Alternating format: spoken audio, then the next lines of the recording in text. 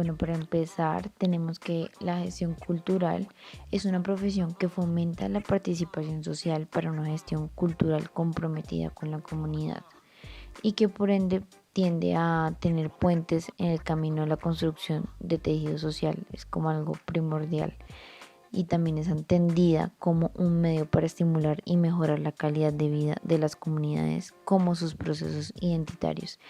También en ella se promueve una visión de liderazgo que le permite generar procesos organizativos.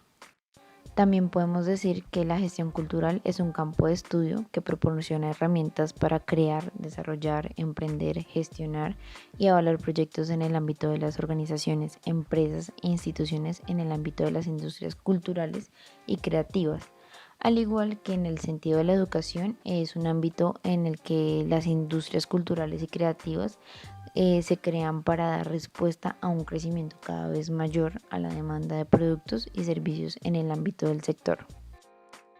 Bueno, también vemos que la gestión cultural como profesión en las políticas culturales, uno de sus objetivos directos y que se encuentra ubicado en el centro de los procesos de creación, producción, formación y difusión de bienes, servicios y experiencias de base simbólica que se entienden como un proceso de acciones y toma de decisiones que incluye el abordaje, estudio y comprensión de un problema o fenómeno social hasta el diseño y también la puesta en práctica de estrategias y propuestas de mitigación o una posible solución.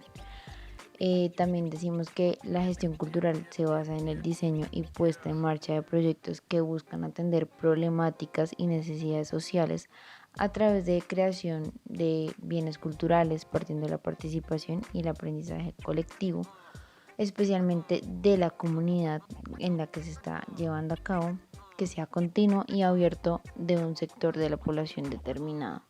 Y pues especialmente se ven estos trabajos como en gestores sociales, gestores culturales y demás, también como en instituciones como museos, alcaldías y todo lo que tenga que ver relacionado con la cultura. Las audiencias abarcan no solo a aquellos actores vinculados al desarrollo cultural.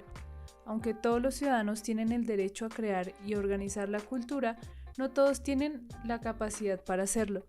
Sin embargo, todas las personas constituyen de alguna forma audiencias. En este contexto se pueden identificar dos grupos de audiencias culturales. En primer lugar, las existentes, que agrupan personas con algún grado de hábito cultural, y las nuevas o potenciales, que reúnen a los niños, jóvenes y aquellos que por determinados motivos no acceden a las actividades culturales. Ambos grupos implican un trabajo de desarrollo de audiencias. El primer grupo se relaciona a un trabajo de permanencia, lograr vincular a este segmento con la institución, y el segundo grupo con el nivel de acceso, además de cómo acercar a los que no participan en las actividades culturales. Las instituciones culturales deben ofrecer una parrilla programática atractiva que permita captar público, pero también garantizar una experiencia satisfactoria con el fin de que su asistencia se vuelva frecuente. Esta es una tarea que deben desarrollar, conocer a la audiencia para entregar un servicio de acuerdo a sus intereses. Por lo tanto, una organización interesada en este ítem debería realizar una planificación estratégica que permitirá un trabajo eficiente.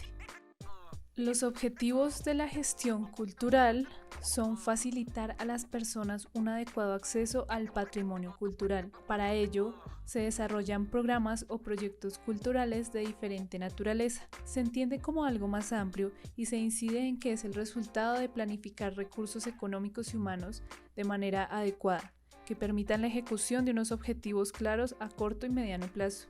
En el ámbito de la gestión cultural se encuentran pues desde empresas de representación artística hasta empresas que facilitan recursos para el desarrollo de actividades espectaculares, sonidos, luces, espacios de representación y o ensayo, entre otros.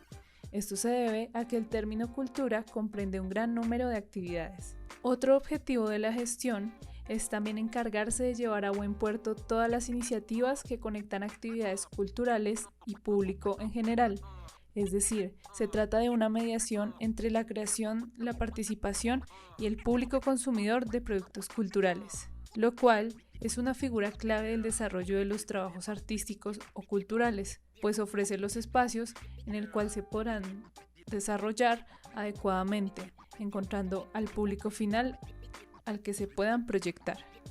Hasta los años 70 se imponía con fuerza la idea de planificación en los ámbitos de decisión política, pero entendida como la articulación de dos racionalidades. Si bien este modo de planificar la mayoría de las veces resultaba en una desarticulación, la planificación se imponía como necesaria y obligatoria en los círculos gerenciales. Sin embargo, en ese momento continuó la búsqueda de alternativas que permitían desarrollar una acción deliberada, coherente y sostenida en el mediano y largo plazo. Una de estas estrategias es la planificación estratégica situacional, que nace de múltiples experiencias en ámbitos políticos y privados. Viene en ayuda de quienes planifican, permite arribar a un diagnóstico situacional, desarrollar dinámicas de participación social y de marcar los primeros pasos. Uno de los aspectos fundamentales que plantea la PES es la relevancia de la participación y la identidad entre planificación y dirección. Desde esta perspectiva planifican quienes tienen la capacidad de conducir y de decidir. La capacidad de conducir puede estar referida a los procesos más generales del cambio o comprender cuestiones más particulares. Se puede planificar política cultural de una provincia, un programa cultural de una comuna o una muestra de un museo. En consecuencia, el planificar significa tener la capacidad de imponer un rumbo a los acontecimientos en función de los propósitos y los objetivos perseguidos para una macro o micropolítica. Cabe aclarar que previo a cualquier proceso de planificación en una organización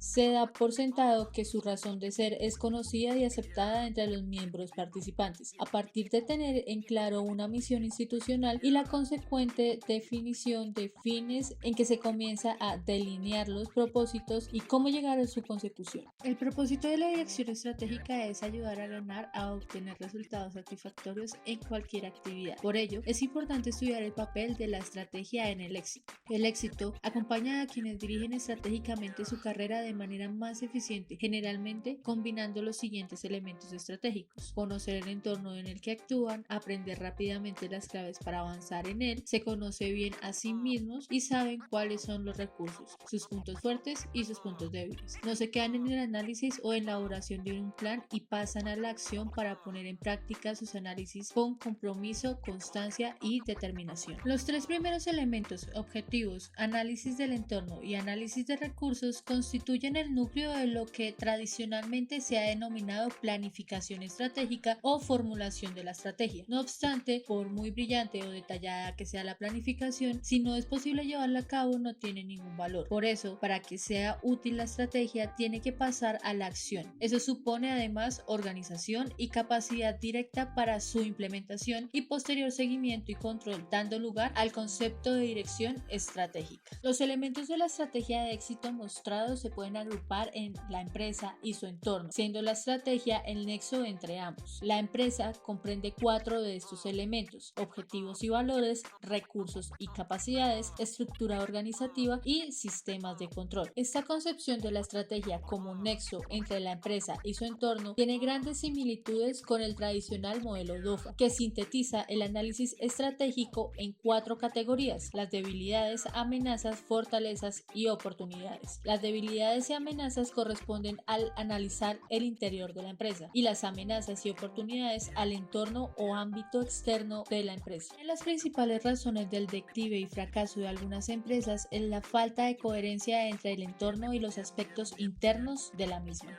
Cuando hablamos de cómo se implementa la gestión cultural, tenemos que tener en cuenta que existe una complejidad en torno a la implementación de este modelo, debido a que el término cultura tiene diferentes connotaciones dependiendo del país en el que nos encontremos. Este también se ve afectado por la evolución conceptual a lo largo del tiempo. Sin embargo, enfocados en el continente americano, este tiene una apropiación de la gestión cultural que la podemos ver en los siguientes aspectos. Estados Unidos. En Estados Unidos, los gestores culturales pueden ser conservadores históricos, archivistas, museólogos, especialistas en parques, educadores o administradores públicos, los cuales desempeñan un papel en la conservación y o gestión de recursos culturales. Se entiende por recursos culturales aquellos aspectos del entorno, tanto físico como intangible y tanto natural como construido, que tienen algún tipo de valor cultural para algún grupo social. Thomas F. King, antropólogo de la Universidad de California, se acuñó en la década de 1970 al campo de la arqueología. Desde esa época, el campo se ha ampliado mucho. Hoy en día, los recursos culturales van desde todas las artes, creencias, edificaciones, instituciones y otros productos del trabajo o el pensamiento humano que contribuye a la identidad del país. América Latina.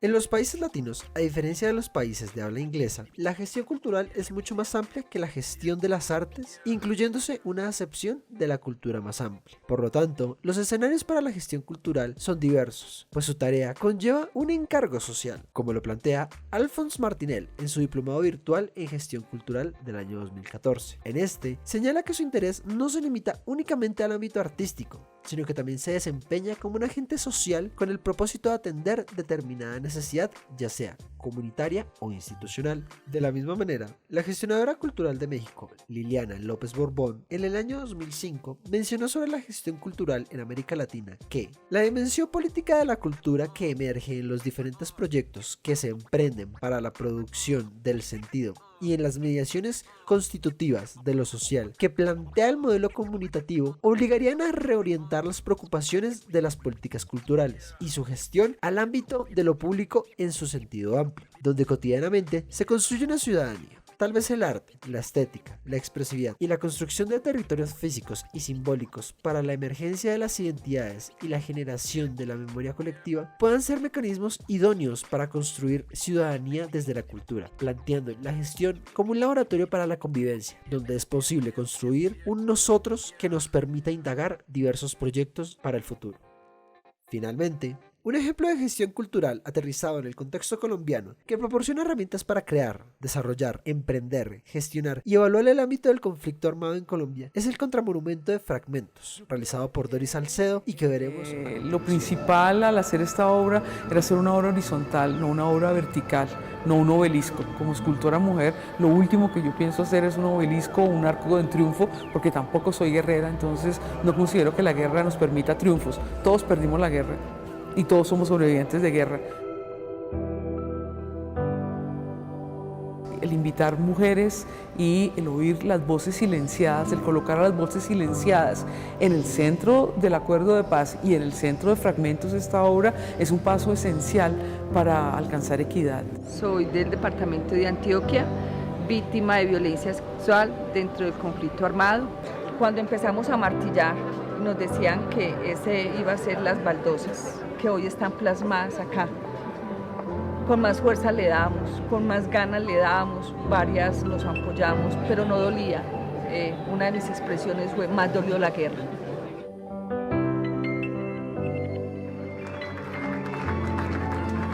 Lo que planteamos desde el comienzo fue pensar el edificio que permita que otros artistas también expongan acá. Entras a través de las ruinas y de pronto cuando entras al espacio de lo que antiguamente era, por ejemplo, los dormitorios, te encuentras con un primer jardín y ahí es cuando te encuentras este edificio de arquitectura nueva, contemporánea, contrastante, pero además transparente, que te deja ver diferentes eventos.